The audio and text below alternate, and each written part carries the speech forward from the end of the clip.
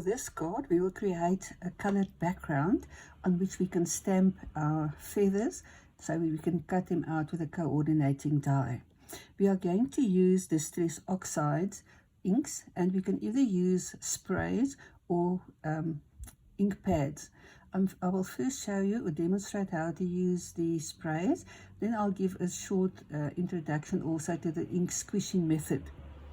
I've actually chosen three colors that coordinate very well and with each other, because each one of these three inks have something in common in terms of the color composition. We always shake our bottles, not like that, up and down, but like this, so that we don't get any spray that clogs up the spray head. I'm first going to use the speckled egg, which is more bluish in color.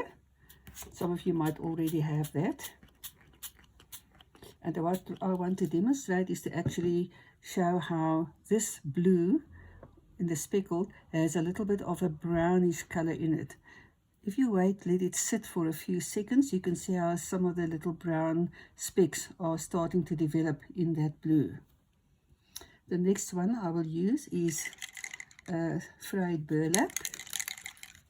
I'll spray that next to the first one so you can see. And as it sits for a couple of seconds, you see how tiny little bit of the blue starts to develop.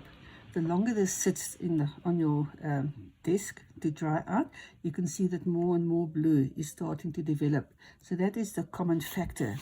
The third color is the vintage photo.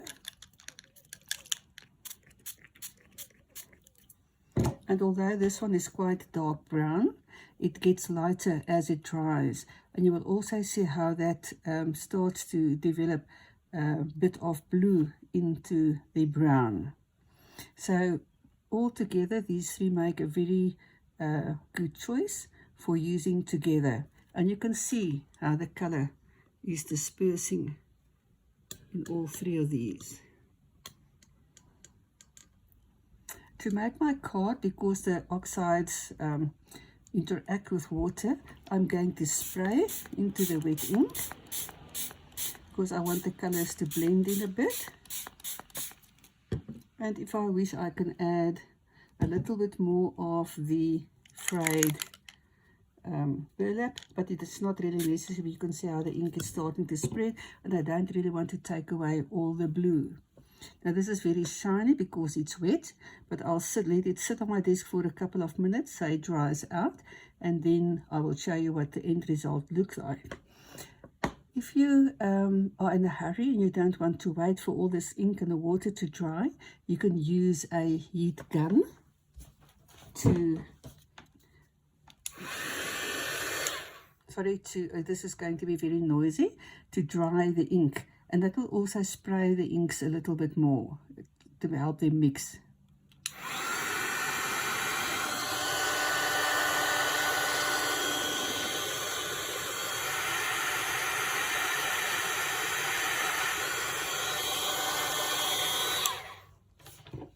I don't want to continue with all the noise. I'll let it sit for a moment and I'll come back. Now that the ink is dry, I have a beautiful piece of paper with lots of variety in color and texture created by the ink sprays. I can now use this to stamp my feather. I'm using the Ultimate Mini Delight Strength stamp and die set. And I prefer to use VersaFine black onyx ink for this, because this ink doesn't smear when it's wet.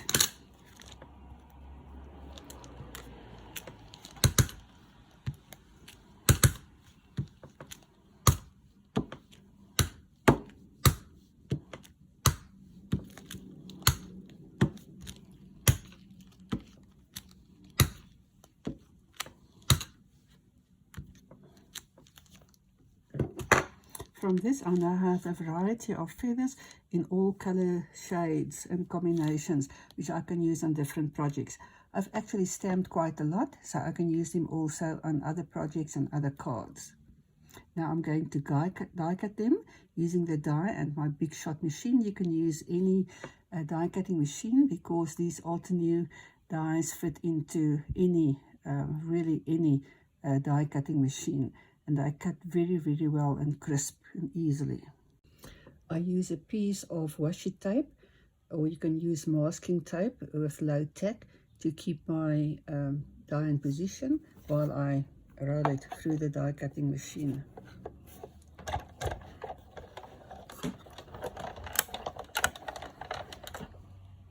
I now have a stack of beautiful feathers that I created using the Distress Oxide ink spray technique, as I would like to call it. Before we actually go on to me demonstrating to you how to use the ink squishing technique, I would like to explain that the difference between distress inks and distress oxides is that with distress inks, they don't react with water in the same way that distress oxides do. Also, when you use different colors of ink pads, it might happen that the colors become very muddy when you mix colors, which the distress oxides do not do.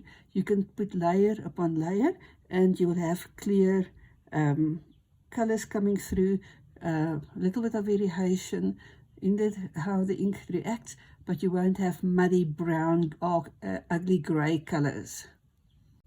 The ink squishing method is about applying ink to a surface such as a sheet of acetate or even some cellophane packaging.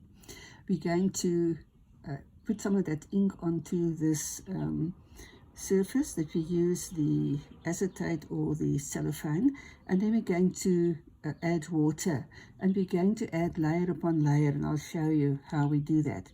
I don't personally have a big variety of distress oxides ink in my own stash, but I will use what I have just to demonstrate the technique of ink swishing.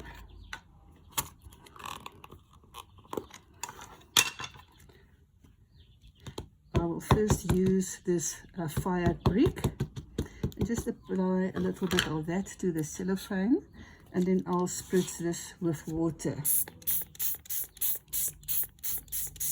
so that it spreads. Then I can put my paper down onto that several times, and the more often I put the paper down, the more different imprints I will get. You'll see this first one is a very liquid one. It's covering most of the paper, but as I use it over and over again, you'll see that I'm getting less coverage with the same ink.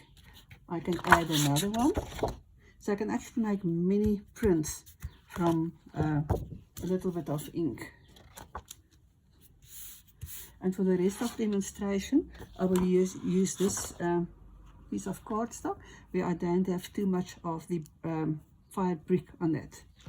I will then add blue, and I have the salty ocean here.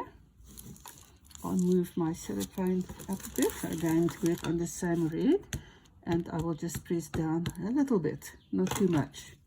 Spray that again for the ink to disperse. And I will first use the cardstock on which I had quite good coverage of the fire brick. And here you can see that is what I'll get, also very solid coverage or very good coverage.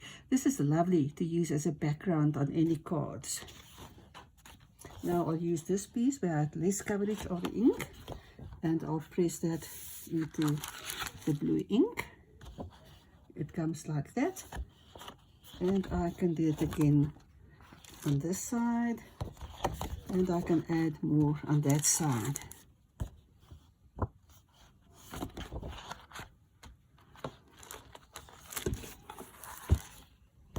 So this is what the ink squishing technique is all about.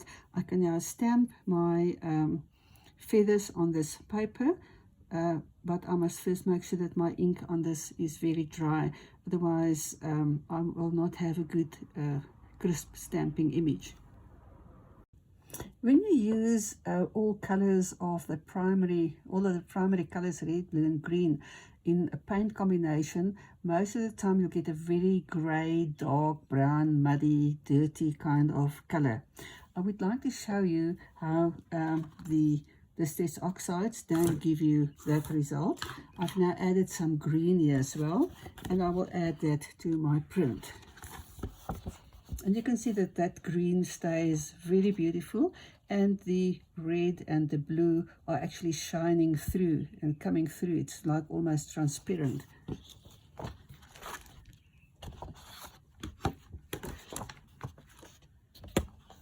So although this might not be the colors that I want to use for my feathers, I have demonstrated to you the ink squashing technique or the ink squishing technique, and you will see that you also get beautiful results both for card backgrounds and also for stamping onto your cardstock.